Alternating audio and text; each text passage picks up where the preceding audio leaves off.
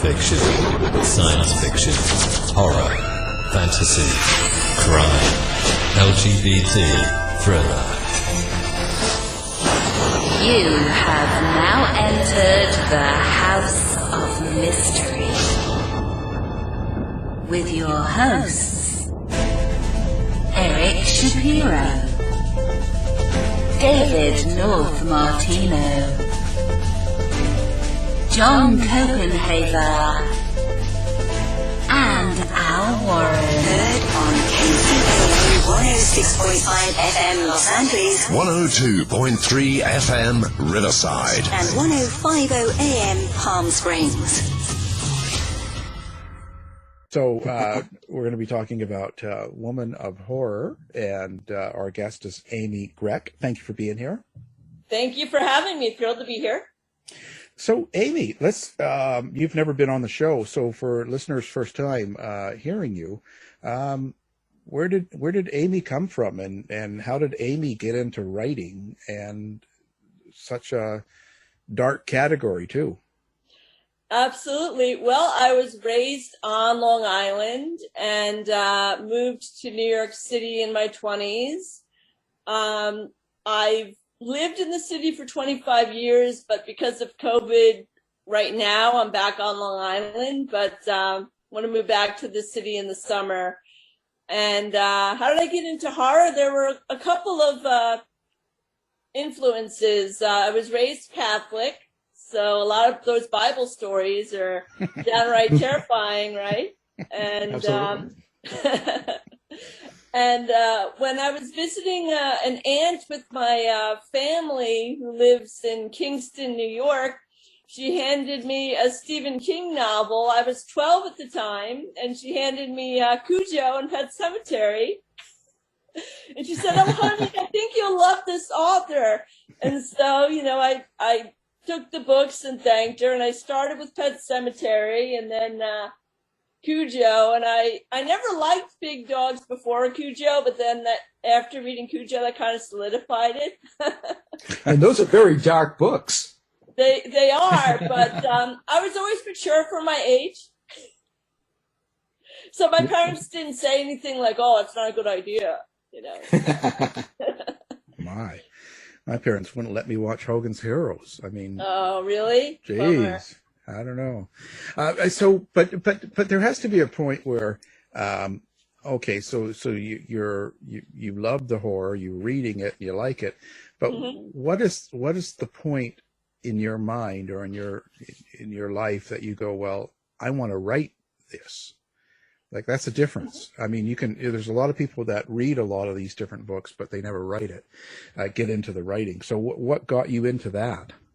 Sure. I've always had an overactive imagination, so that was in my favor. And after reading a couple of Stephen King's novels, I said to myself, you know, why don't I try my hand at this? And so I started in high school, writing out stories longhand, and then I got a typewriter my junior year of high school. I'm dating myself, but you know, computers were not all the rage quite yet. They were starting to be. And I thought to myself, you know, there are not a lot of women writing horror that are alive at the time. This was in the, you know, late 80s, early 90s.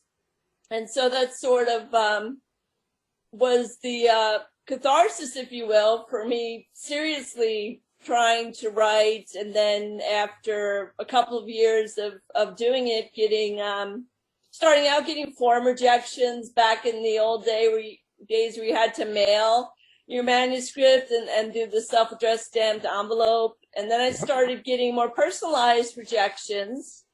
So, you know, again, that was encouraging, and just sort of went from there, and I've been writing ever since. So now, who I would say, so who is it that you look for when you're writing? Like, what kind of what type of horror are you trying to write? Well, that's a good question. My muse does not discriminate. I have published horror, sci-fi hybrid stories, extreme horror, psychological horror, ghost stories. It partly depends on what's going on in my life at the time, because it's not the plots of my stories are not my life, like word for word per se, but there are definitely some influences, maybe people I know at the time, boyfriend I had at the time who, might have broken up with me and I didn't quite get over it.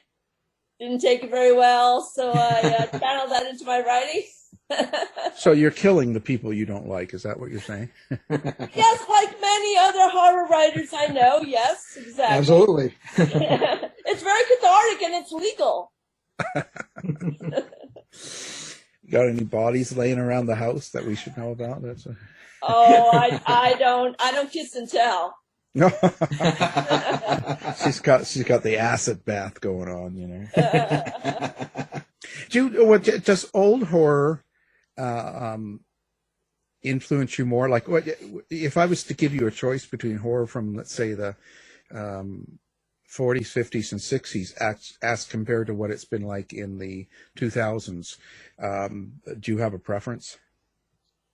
And by preference, do you mean which has influenced me more as an author personally? Yeah. Which do you think feeds you more as an author? Like, is it kind of the old time stories done by classics, or is it kind of more modern day? Well, I would say that it's kind of a mix for me. Of course, Frankenstein, Mary Shelley, Shirley Jackson, The Lottery, H.P. Lovecraft. Interesting tidbit, I had the same birthday as Lovecraft, August 20th, different centuries. But then, as I mentioned, I read a lot of Stephen King growing up, and then I discovered other authors, Dean Koontz, and then women, contemporary women of the genre.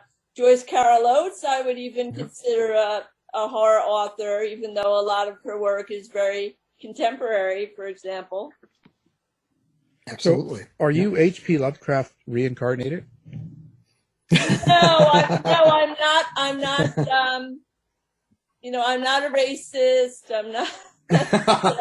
No. Well, maybe a modern day version. I know very little about him. I started listening to him just this last, I'd say in the last 8 months.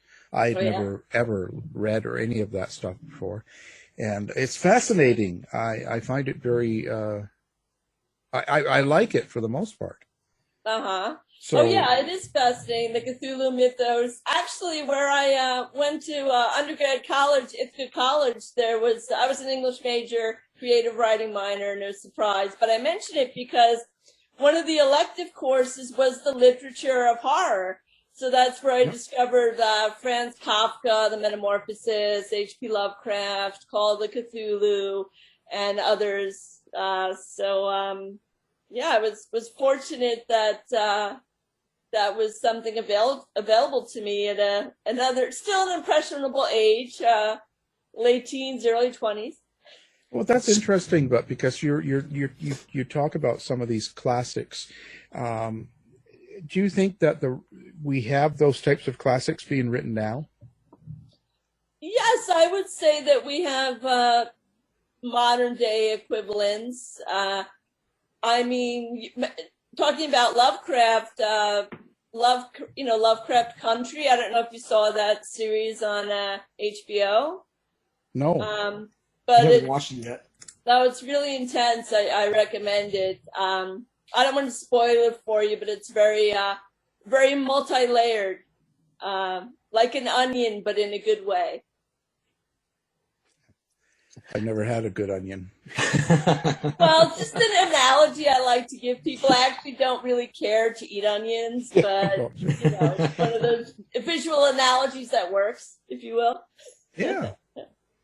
Well, since we brought up Lovecraft, and you've written, I think, published over 100 short stories. Yes. Do you feel more comfortable writing in the short form? I do, but recently, I have also published a couple of novellas. A couple of years ago, a small publisher, New Pulp Press, published a collection of mine that has two novellas. One is crime novella, actually set in New York City, entitled Rage, Redemption in Alphabet City, which is also the title of the collection. And then for some reason, the publisher wanted a dystopian novella, which really didn't go with the rest. But that was fun to write.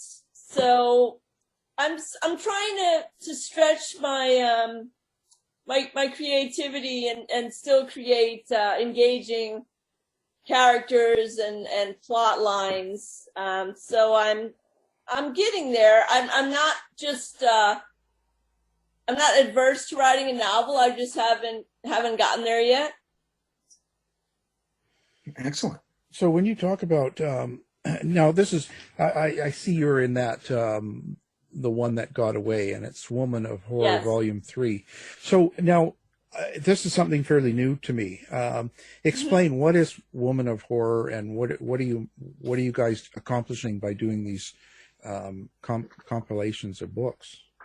Sure. Women in Horror Month has been around for 12 years, and it started as a way to just celebrate women who are successful, whether it's their authors or their filmmakers or screenwriters. And for some reason, they picked February. February is kind of a crowded month. We have Valentine's Day, we have Black History Month. So there's actually talk in the genre of moving it to a different month. I mean, every month is Women in Horror Month as far as I'm concerned.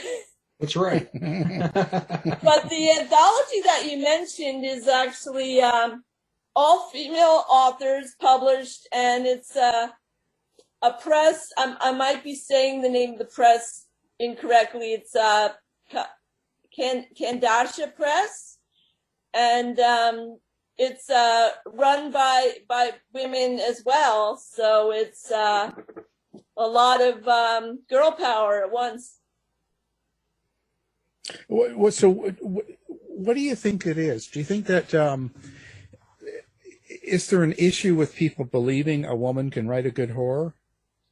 Not so much anymore, because I touched upon an article that I wrote for Stoker Con, the Stoker Con souvenir book in 2019. Linda Addison was editing it that year, and I emailed her. We've been friends for years, and I said, Linda, I'd love to write up an essay about the trials and tribulations of being a woman in horror and persevering and being successful. And she loved the idea. And then about a year and a half later, I found this platform called Medium Online, which it's monetized. So you get money when people, it's the equivalent of liking something. It's clapping on that platform. So I keep updating the essay. It's called Dangerous Dames, Women Who Write Horror, because there's over 200 women worldwide now publishing, whether it's short stories, novellas, novels, poems. So it's really, I don't want to say it's become mainstream yet, but I don't really think people are adverse to picking up a book, or even, like, for example, the One That Got Away anthology. We have 9 5-star reviews on Amazon already, and it came out about a month ago. So I think people are really embracing women in the horror genre even more now. No, okay, no, don't take this wrong, but does a woman write differently than a man in horror, or is that just a totally off-base question? No, it's a perfectly valid question, and I've been on a couple of panels at different conventions where we talked about it live in real life, and so on the podcast here, what I would say to that is women are usually by nature, I don't want to say all women, but most women are more attuned to emotions and conveying emotions within their work, whether it's intense emotions of joy that turn into to grief for whatever reason, if that helps. Yeah, I was just because I'm not. See, I'm from the true crime area, and that's what I write. So cool. I don't really notice.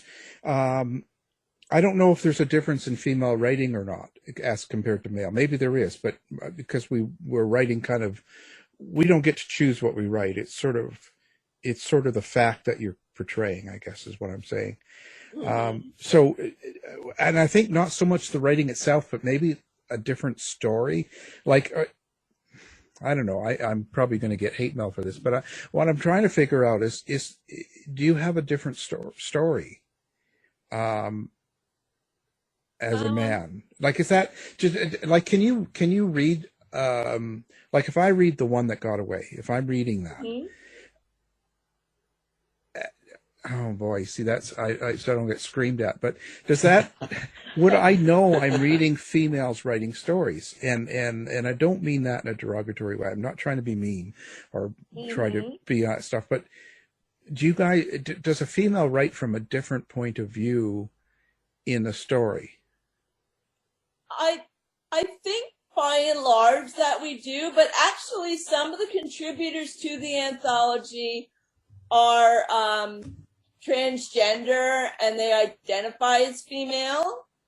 And I haven't had a chance to read the entire anthology yet, but I did read a piece by one of the transgender authors, and it still resonated as being written by a female, I don't want to say mindset, but like a female perspective, from a female perspective.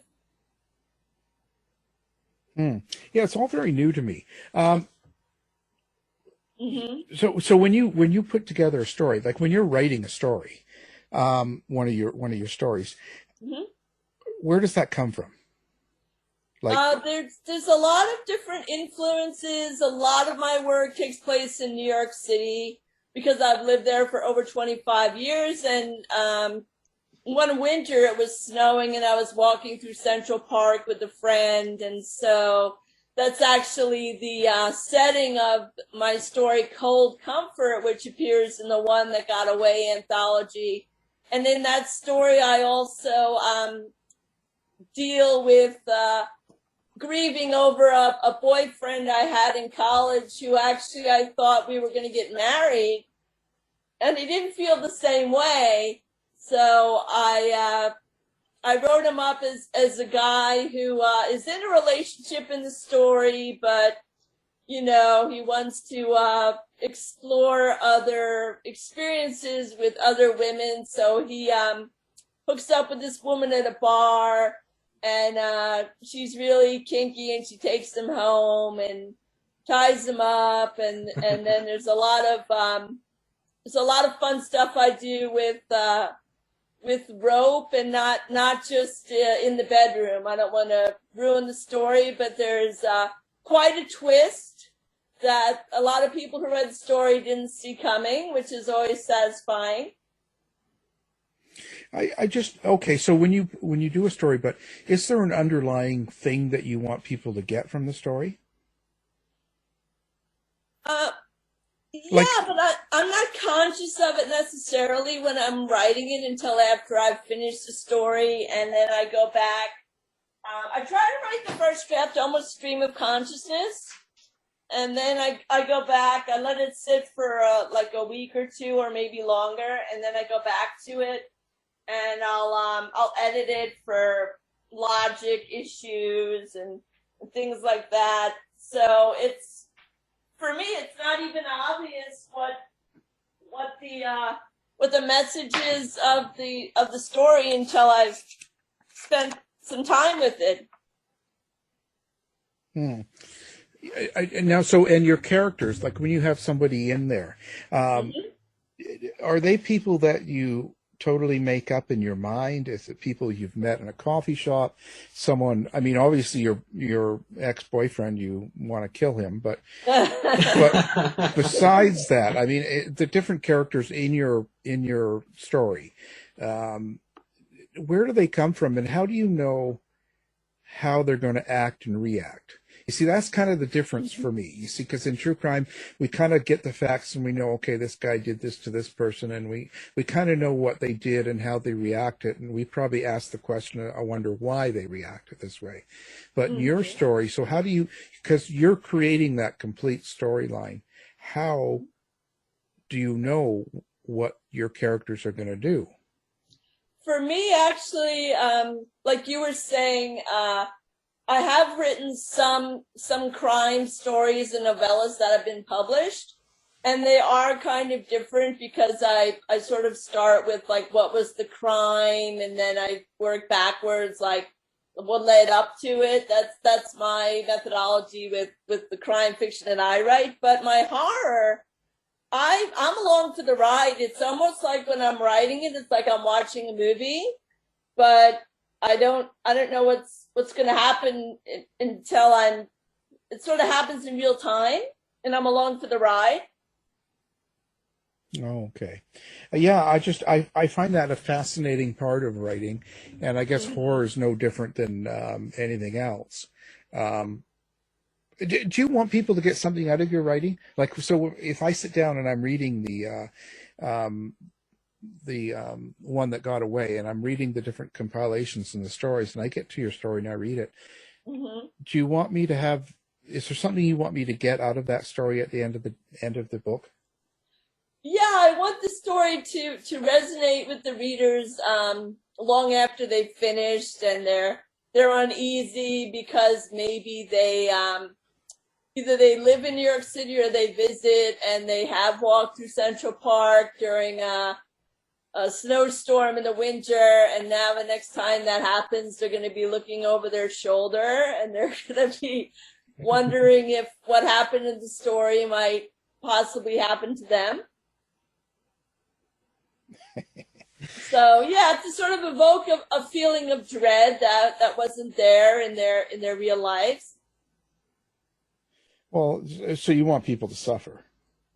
Well, I want them to, but it's sort of comfortable suffering because they're not going to be physically injured directly from reading my stories unless they get a paper cut, actually, if they're reading that paperback. Well, that could be a good thing too, right? Yeah.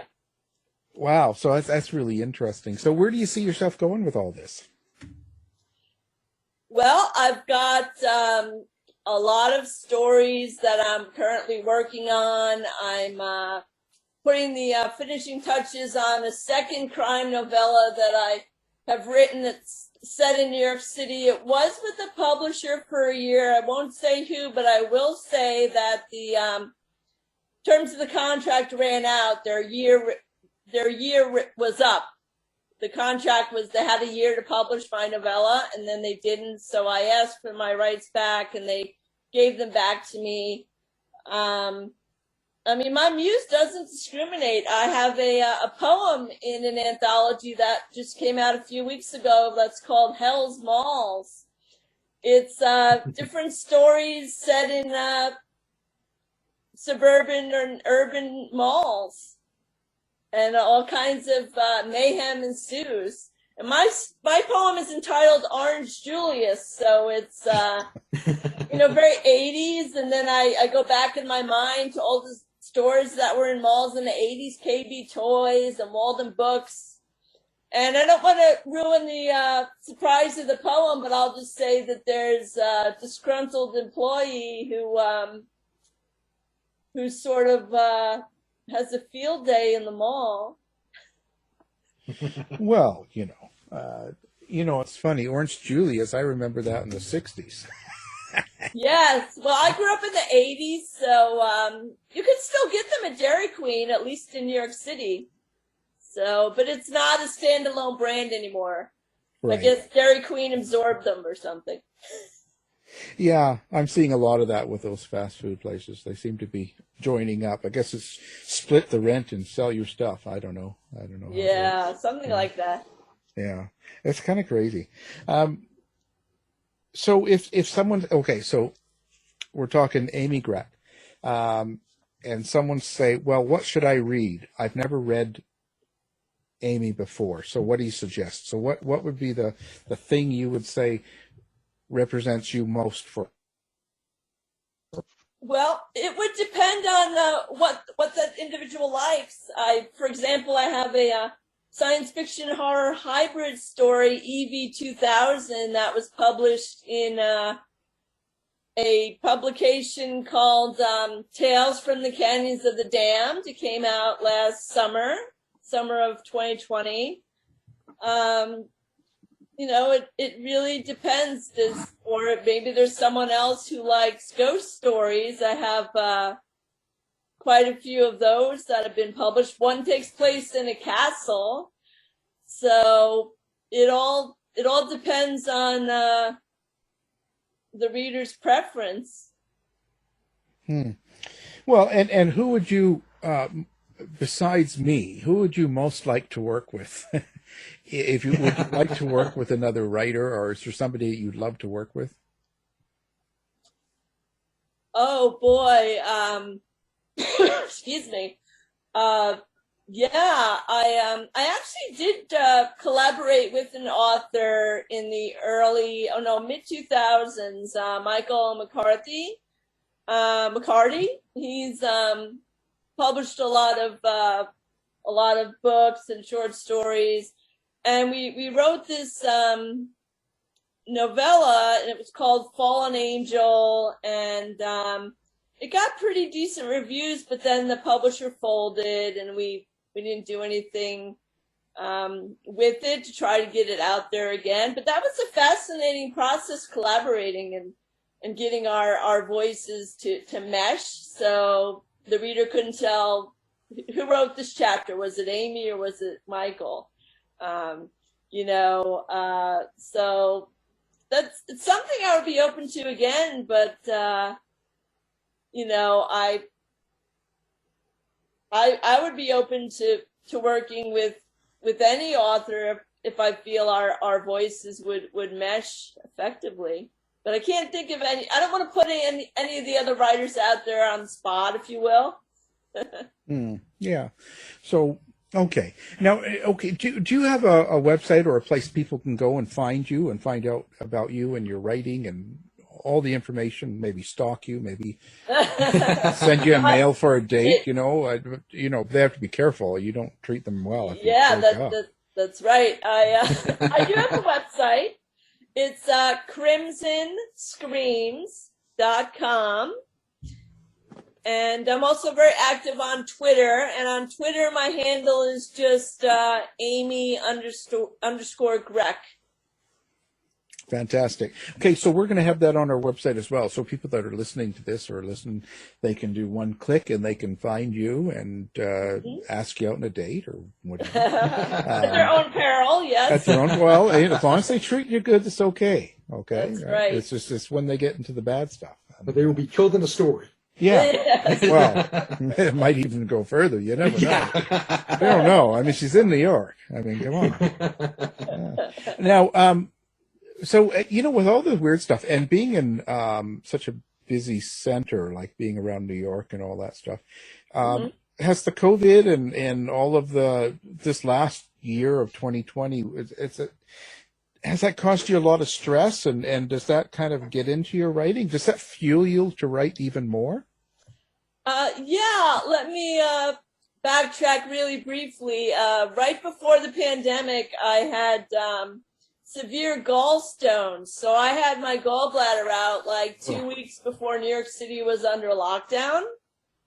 Oh, wow. And and my day job, I'm a full-time freelance digital strategist. I do online marketing for various clients, but a lot of them couldn't work, like doctors. I worked with a cosmetic surgeon, and he couldn't perform procedures because they weren't, like essential surgeries, like saving someone's life with a heart, operations. So everything kind of stopped for me at once. And I was unfortunate that my mother has a house on Long Island, and that's where I am right now. But I'm able to be more creative because I don't, people don't have to go places the way we used to. And don't get me wrong, I miss it horribly.